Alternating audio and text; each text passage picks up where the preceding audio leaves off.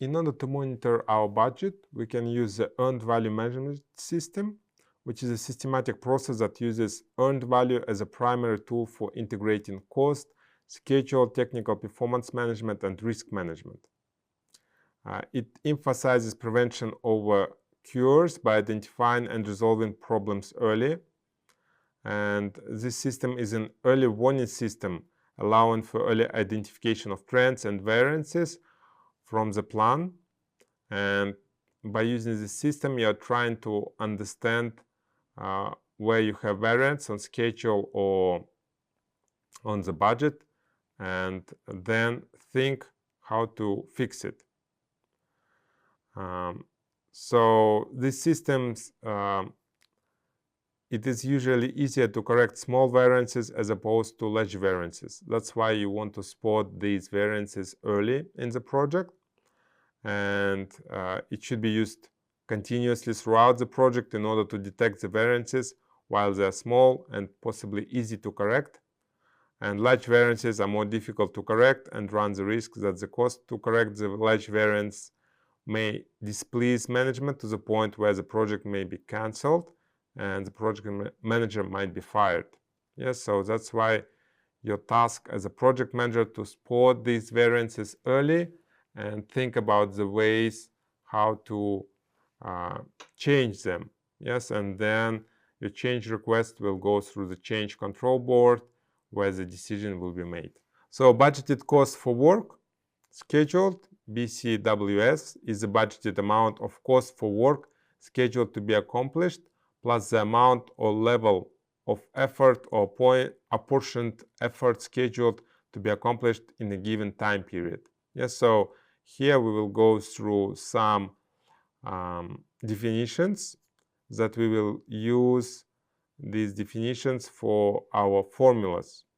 So budget cost for work performed, BCWP, is the budget amount of cost for completed work plus budgeted for level of effort or apportioned effort activity completed with a given time period. So this is sometimes referred to as earned value. Yes, what our project earned till this time.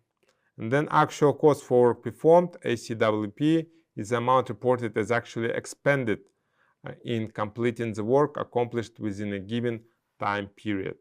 The difference between BCWP minus ACWP will give us cost variance. And if we have a negative variance, then it means that we have cost overrun condition. So we spent more than we planned. And in order to calculate the schedule variance, it will be the difference between BCWP minus BCWS. And the negative variance indicates a behind schedule condition. So, and as a project manager, you need to think how to put the project back on track according to the schedule. Well, and then there are different ways how to do that. Maybe eliminate some activities or change the scope, and etc. When we're talking about cost variance or schedule variance, sometimes we can calculate it as a percentage. Cost variance percentage can be calculated as a cost variance over the BCWP, and schedule variance percentage is schedule variance over the BCWS. And it's your responsibility as a project manager to control these metrics. And if you see negative values that may impact the project, then you need to take a corrective action. So, and here is an example. So we have our BCWS as 1000 and BCWP as 800, and our ACWP is 700. So in this case, we're using units as US dollars, but also we can have other units such as hours, days, or weeks. So in this case, our cost variance will be 100, which is 800 minus 700.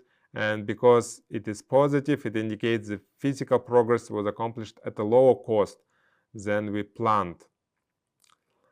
And if we had CV negative, then it would indicate that physical progress was accomplished at a greater cost than we planned. And if cost variance is equal 0, then the physical accomplishment was as budgeted, which is kind of a rare case, but that might happen on some stages of the project. So cost variance is usually measured in hours or dollars. It is actually a measurement of the efficiency with which physical progress was accomplished compared with the plan. So you're always trying to check whether your actual performance is done according to the plan, and if not, what are the reasons behind it. So to correct negative cost variance, emphasis should be placed upon the productivity rate or burn rate at which work is being performed. So, and when we're returning to the previous example, schedule variance is minus 200. So the schedule variance is a negative value, which shows that physical progress is being accomplished at a slower rate than planned. And this is an unfavorable situation for the project in whole. And if the schedule variance were positive, this would indicate that physical progress being accomplished at a faster rate than planned. If a schedule variance is 0, then physical progress is being accomplished as planned. Yes, so you can have like negative, positive, or 0 value, and based on this metric, you will understand what's going on with the project. So also, when you're calculating cost variance, you can calculate cost performance index, or CPI, as a ratio of BCWP over ACWP, or you can calculate schedule performance index, SPI, which is equal BCWP over BCWS. And that will help us to understand how efficiently the work has been accomplished on our project. So if CPI is equal 1.0, then we have a perfect cost performance, which is rarely the case. And if CPI is less than 1.0, then physical progress is being accomplished at a greater cost than forecasted, and that we need to take corrective actions. And this is unfavorable for us. If CPI is more than 1.0, then physical progress is being accomplished at less than the forecasted cost, which is favorable condition for us as a project manager. So similar to cost variance, CPI measures the efficiency by which the physical progress was accomplished compared to the plan or baseline.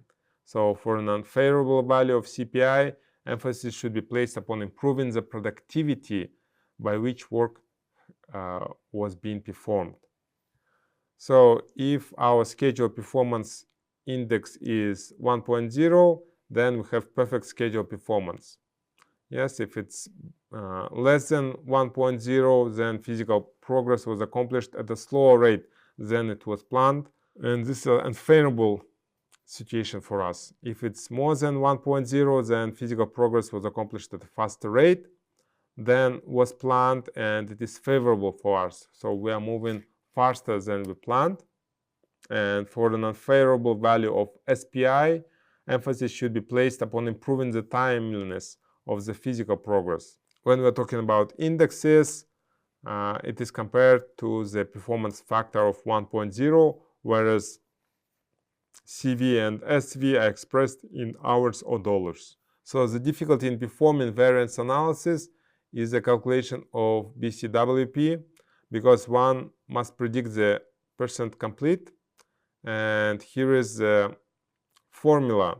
So percentage complete times BAC, or budget at completion. And then when we know the estimated completion, we can calculate variance at completion. So which is difference budget at completion minus estimate at completion. So, and when you are doing such variance analysis, you should ask these type of questions. Yes, so for example, how much work should be done? Yeah, and in order to do so, you can look at the budgeted cost of work scheduled.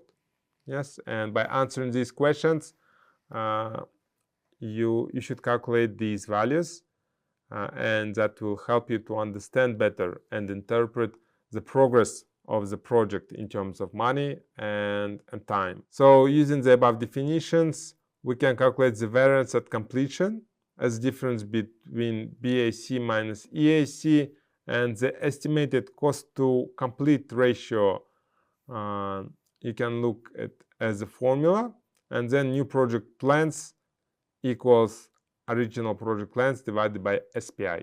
So as you can see, these are the only formulas that are used for cost and schedule variances, and as a project manager you need to monitor these variances, and if needed, take corrective actions.